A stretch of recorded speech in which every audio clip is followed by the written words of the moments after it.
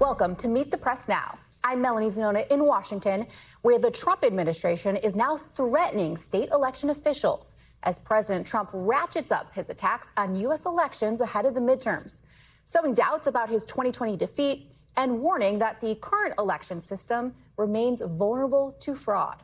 In a roughly 25-minute primetime address from the White House last night, the president deemed the U.S. election system unsecure and untrustworthy, despite longstanding and bipartisan agreement from state, local, and federal officials that elections in America are safe, free, and fair. In his address, the president announced the declassification of intelligence that he claims supports his allegations. Every American deserves to know that when they cast their vote, that vote will be counted accurately in a system, and that is to make that system secure, one where cheating and interference are not just difficult, but virtually impossible. Unfortunately, the system we have today falls catastrophically short of that standard. Tonight, I'm announcing the immediate declassification and release of critical intelligence revealing shocking vulnerabilities in our election infrastructure. This evidence shows that the election system we have dangerously exposes and really exposes like levels never thought possible to hacking, exploitation, and foreign interference. It's important to note here that many of the allegations laid out by the president are not supported or verifiable from the newly released documents, which are heavily redacted.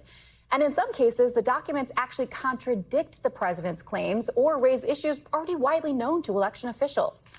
The president accused China specifically of meddling in the 2020 election and alleged that members of his own administration conspired against him to cover it up. U.S. spy agencies began learning about the compromise of voter registration files in 2020 when they discovered that tens of millions of voter data, think of that, tens of millions of voters' data in 18 states have been bought, stolen, or hacked by China. Yet those responsible for sounding the alarm instead kept the information secret and hidden. They did not disclose to me as president or to anyone else, and to the best of our knowledge, they did not inform Congress. In fact, all they kept saying is, "This is the most secure election in the history of our country," a standard, very pat line that was divvied out to say. The president is now instructing the Justice Department, the CIA, and the Director of National Intelligence to investigate what he says is the concealment of China's meddling. Mr. Trump also using last night's address to once again urge Congress to pass the election security bill known as the Save America Act, which, as we've pointed out multiple times, faces bipartisan pushback in the Senate. Addressing this crisis of election security demands that Congress must pass the Save America Act. How easy is that to do unless you want to cheat?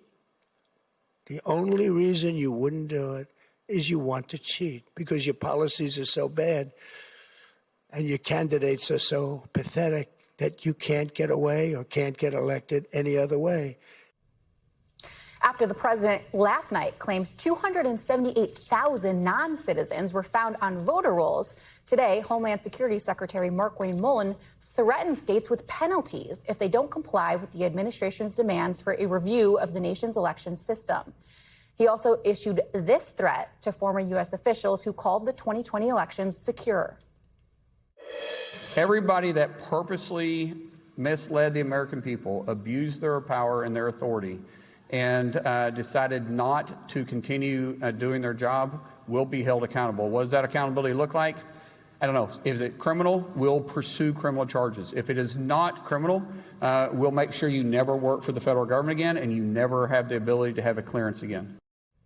NBC News senior reporter Jane Tim, who covers election administration and policy, joins me now, along with NBC News national law enforcement and intelligence correspondent Tom Winter, NBC News White House correspondent Monica Alba, and NBC News senior national political reporter Sahil Kapoor. A lot to dive in here. Tom, I want to start with you. Let's start with Were there any sort of major revelations in the declassified documents that were released last night? I think there were some interesting things in there, an awful lot of things that we had previously seen before in various releases of documents, indictments, or notices from Treasury. I think one of the things that comes across just the scale and scope of voter registration information that, according to these documents, which comes from the United States intelligence community, but we don't even know what agency, because even that was redacted because it was a, quote, sensitive agency. Just the size and scope of the information that China has, upwards of perhaps 200 million individuals in the United States that they may have some basic information on, that they had been able to get that from 18 states. They were only able to identify a handful of those states. And so it's just interesting how much of that data that they actually have. We should note there's an asterisk to that, which is you can buy right now. You can go on Georgia's Secretary of State website and purchase their voter registration information. You gather a lot of it through public records requests. It's information that we look at in the news media to be able to determine if there are any voter registrations that we should look at for any potential fraud, limited as it might be in different places at different times. But in the intelligence community, there's a bit of a concern as far as what is China doing with all that information. And as we now start to involve AI in the intelligence communities, and they're certainly using it, the U.S. is as well, do you start to come up with all sorts of historical and background information that can be helpful for spying in the future? That's something that we'll watch that goes far beyond the issues discussed by the president last night. Yeah, some really important points you laid out there. Jane, give us a little fact check here. The president accused China of meddling, but is there any evidence that China actually tampered with votes in the United States? We know that foreign adversaries have interfered, tried to influence our elections, but we also know they have not intervened. They have not changed the ballots. They have not changed the results. They have not stolen any elections, despite the fact that President Trump sort of cast allusions to that. We're not going to have a stolen election again, he said at one point. We have absolutely no evidence of any changed votes or election infrastructure that has been sort of targeted or gone after in that way. And Tom, the president also accused Venezuela of trying to rig the 2020 election. Do any of the documents released last night back up that allegation?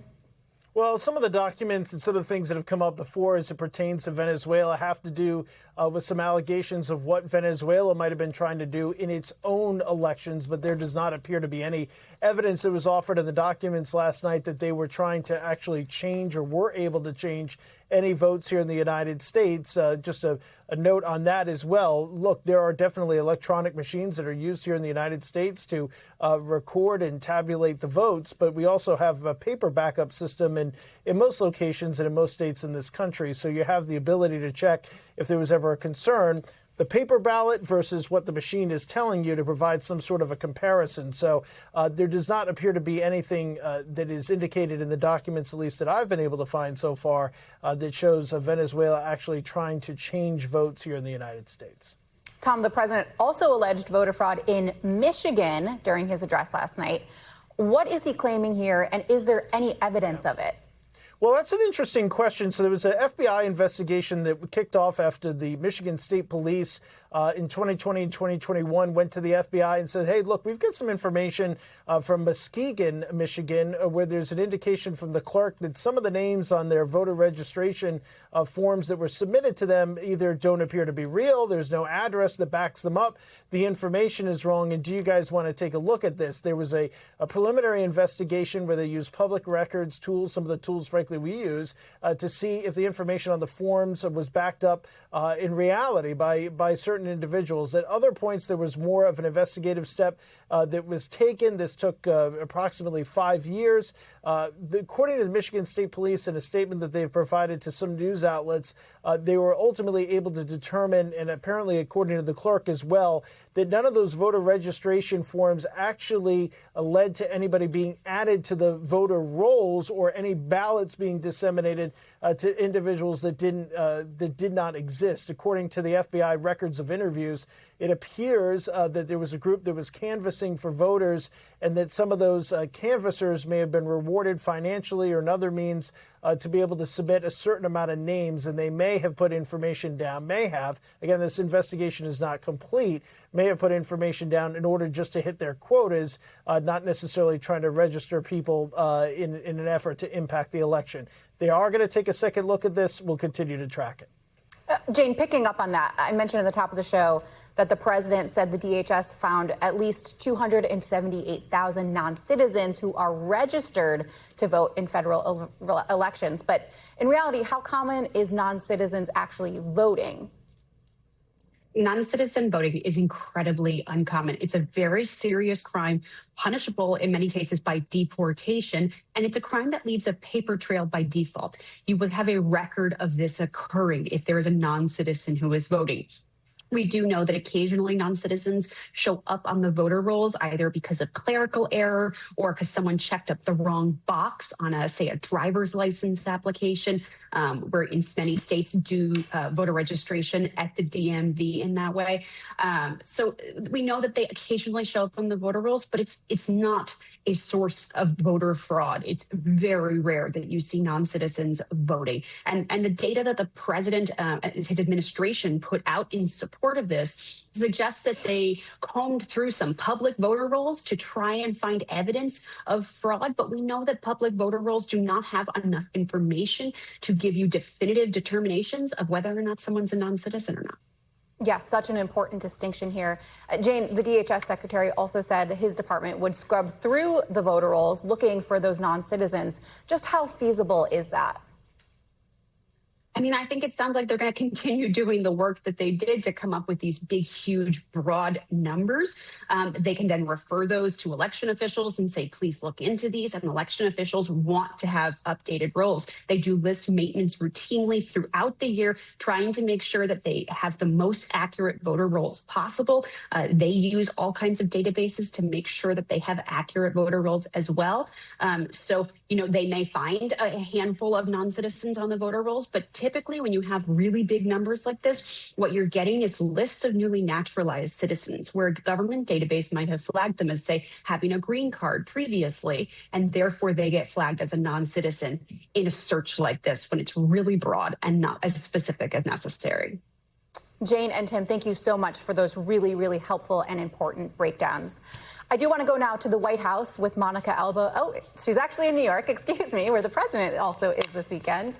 Monica, does the Trump administration, do they really see last night's speech as a success, or is there any concern about how this may have played out? I think just based on the barometer, Mel, of whether the fact that the president did deliver this speech, he would view as a success, because this is something that he has been fixated on for years, this election that he lost in 2020, and has talked about many different times coming forward and promising that there was this potential evidence that he was going to release. Of course, in the discussion that you just had, it's very clear that some of that information that now has been declassified does not back up some of his more dubious claims. But the fact that he came out and gave this speech overall for the White House and for this administration is viewed in their eyes as a victory, because now they can argue that they are putting more of a whole of government approach and different resources of the federal government behind what they say are these vulnerabilities in the election system, even though at the same time it's really important to point out, Mel, this is an administration that is also dismantling some of the agencies and work that is supposed to be going toward bolstering these elections, like the Election Assistance Commission, for instance. So it is also raising all sorts of questions about exactly where they are putting their focus here. And last night, the president also demanded an investigation into the 2020 election. As a reminder, Trump was president in 2020. So who does President Trump want to be investigated? Members of his first administration? And one of those people that, of course, we are asking questions about would be his then director of national intelligence, John Ratcliffe, who is now his director of the CIA. And notably, there were many different members of the president's cabinet in attendance for this speech last night that were visible. We did not see Director Ratcliffe. That doesn't mean that he wasn't there, or perhaps in a slightly more behind the scenes role, but he wasn't in those first few rows where you did see people like the vice president the DHS secretary and the FBI director and beyond. So that stood out to us, but it is unclear who exactly here could be charged or who the president wants to look into, even though he did say he wanted to do so last night. And Secretary of State Marco Rubio is set to meet with his Chinese counterparts this weekend ahead of a possible Trump-Xi summit in September. Do the allegations made by the president threaten to overshadow U.S.-China relations? They certainly could, and it was a bit of a surprise that today White House Press Secretary Caroline Leavitt confirmed to NBC that that state visit, that major event expected for late September, is still on. That's on track to happen, and it's possible, Mel, remember that the two leaders just met in China this summer, that they could see each other a couple of times this year. There will also be another major summit in China later in the year. And if President Xi attends the G20, that is hosted in Florida this year at one of the president's own properties. So the two could be meeting several times in the coming months if those plans stay intact. Mel. Yeah, those meetings just got a whole lot more interesting. Monica Alba, thank you. I want to turn now to Sahil Kapoor, who's with me on set to get some Capitol Hill perspective. As we've mentioned, Trump once again made the case for the Save America Act. It has had a lot of pushback in the Senate. Do you think, though, that last night's speech did anything to move the needle? Short answer, no. There's nothing we saw in the speech, and there's nothing we heard in the reaction following it that moves the needle. The SAVE Act remains stalled in the U.S. Senate and currently has no path to passage. Now, the situation is the Save America Act, multiple versions of it, in fact, have passed the House of Representatives. It has gone to the Senate, where the last vote occurred last month. It failed 48-50, losing 4 Republicans, Lisa Murkowski, Susan Collins, Tom Tillis, and Mitch McConnell. It has a plausible path to getting a simple majority vote in the Senate, but it has no path around the 60-vote threshold, the filibuster. That is because many Senate Republicans, more than these 4, want to preserve the filibuster. And this is a fundamental disconnect between President Trump and these Senate Republicans. He's arguing that this is an existential danger to the country, that election systems are fundamentally insecure and that elections get stolen. Most Senate Republicans know that's a lie. Yes, they're happy to tighten up the rules. They're happy to impose voter ID requirements, which are popular in the country, but they're not willing to do away with an important and longstanding Senate rule that they believe protects conservatives in the long haul. So as things stand, there's still no path to passage for the Save America Act. And does the Save America Act actually do anything to address some of the concerns that Trump raised last night, specifically about foreign adversaries? Not in terms of foreign interference and not in terms of tampering. That's the other irony of it. The components of the SAVE Act deal with the domestic front. There's voter ID to cast a ballot, proof of citizenship to register to vote. It does empower DHS to do more to flag voter in the role that they believe are there unlawfully and to have them removed. But no, it doesn't do anything about tampering, which is part of the evidence you see of the president trying to throw everything he can at the wall to get the votes that he doesn't have. No doubt. Sahil Kapoor, thank you. Joining me now is Thomas Hicks, who served on the U.S. Election Assistance Commission and served as its chair until he was ousted by President Trump recently. Sir, thank you so much for joining us. I want to start with, what was your reaction to the president's speech last night? Well, there was no real reaction to it because we've heard a lot of these things before. I say the same thing over and over again.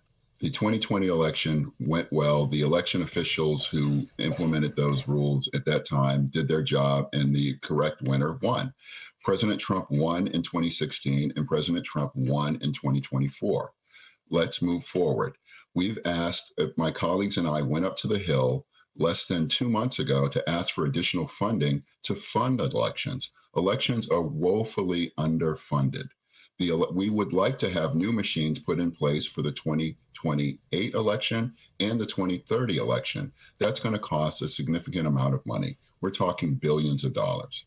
So we would like to see this move forward. I'm no longer at the Election Assistance Commission, but I am still a voter. And I believe that having my vote count and have my vote counted accurately is the best thing that can move forward. I trust the election officials who are administrating our elections, and I hope that they can continue doing so. Talk to me more about the work of the Election Assistance Commission in ensuring voting machines actually work, because that's something that President Trump questioned last night. So we had 4 basic fundamental things under the Help America Vote Act of 2002, which was signed by President Bush and passed overwhelmingly in a bipartisan manner. 357 members of the House and 92 members of the Senate voted for that piece of legislation. The Election Assistance Commission has 2 laboratories, one in Colorado and one in Alabama, that does the testing and certification of the equipment. And I want to be perfectly clear. It's the voluntary voting system guidelines, meaning that it's voluntary for states to take those guidelines. Those are very rigorous tests that are done, and those machines function well. And so I disagree with the president that these machines are not running accurately. But I will agree with one of your guests just said. If you disagree with those results from the machines, there's a paper backup that can be verified in a hand count later on. So 98% of the country has paper backups, and we're only looking towards Louisiana to update their systems. And it's not because they don't want to, it's because they don't have the money to do so. In a bipartisan way, I and one of my former commissioners went down to Louisiana to testify a few years ago on ways that they could get new voting equipment. And I hope that someday they can, to get voting equipment that has a paper trail to it, to basically alleviate this thought that the machines are not functioning well. President Trump also claimed last night that China meddled in the 2020 election. Did you see any evidence of that while you were on the EAC?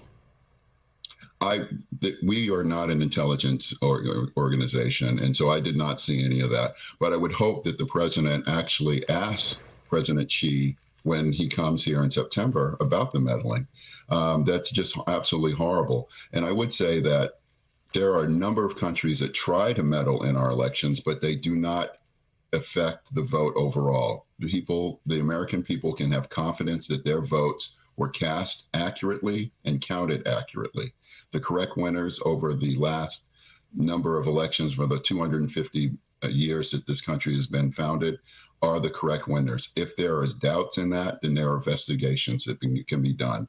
At one point, I was able to work for the Committee on House Administration in the United States Congress. And one of the things that Congress has is they can determine that they are the judges of their own electorate. So the members of the House, every single member of the House who's ever been elected has been elected and then judged by the House of Representatives. So if they want to go back and look at that, there's this thing called the Contested Elections Act, where they send out bipartisan teams to look at whether or not there should be information gathered to call those results into question.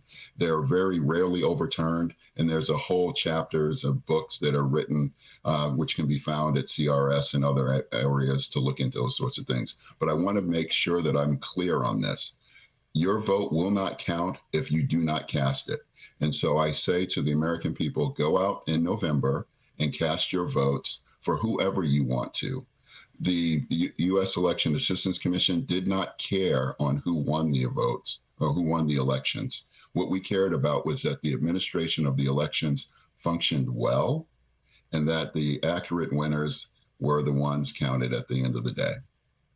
And what is your advice to secretaries of state who are in charge of executing our elections this fall?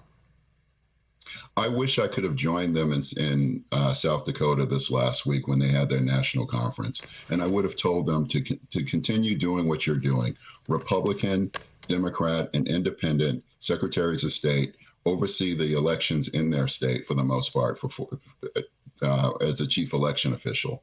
And so please continue doing your jobs, and please continue giving the American people confidence that their votes are counted accurately. Thomas Hicks, thank you. We really appreciate it. Thank you. We thank you for watching. And remember, stay updated on breaking news and top stories on the NBC News app or watch live on our YouTube channel.